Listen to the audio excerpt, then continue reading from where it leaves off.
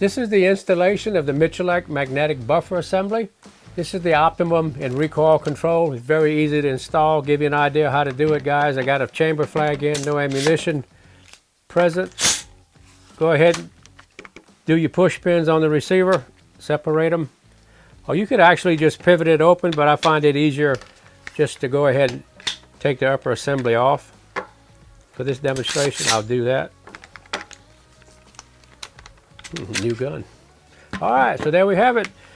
Leave the hammer in the cock position, and if you notice on the original buffer and on all these platforms, they'll have this push pin right here. This is the detent that holds the buffer assembly in. It's going to be a lot of spring pressure, so don't aim it at a fluorescent light or you just might get it. So anyway, depress the detent and work the assembly out. So this is the original buffer, and the magnetic buffer is going to replace that. You notice it's the same overall when you have a collapsed position, and it's also adjustable, guys, so we're going to cover that also. Just put it into the spring and reassemble, and there you have it. Installation of the magnetic buffer. Next thing I want to discuss with you guys is the adjustability of the magnetic buffer and how to do that properly. The way I go out and tune my gun to the buffer is if I assemble it and go out to the range, what I want to do is just put one round of ammunition in the chamber and shoot it. If it locks back, you're good to go. Most firearms will fully function the way it is, but if you have a gun that maybe has a weak gas system or it has adjustable gas block, you can tailor it there. If you do not have that feature, you can come to the buffer assembly itself.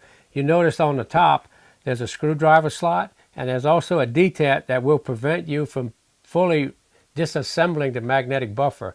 If you totally disassemble it, these magnets are hit together and you damage it, you void the warranty on the product.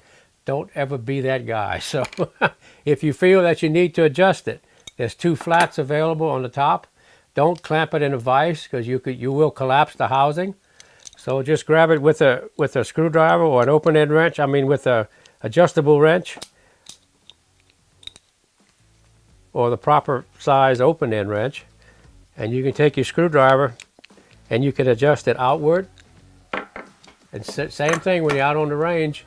You can reassemble it into the firearm, put one round into the chamber, shoot it, and if it locks to the rear, that's the setting you want to have your rifle at. So it has some adjustability to make it more flexible and a broader application of firearms.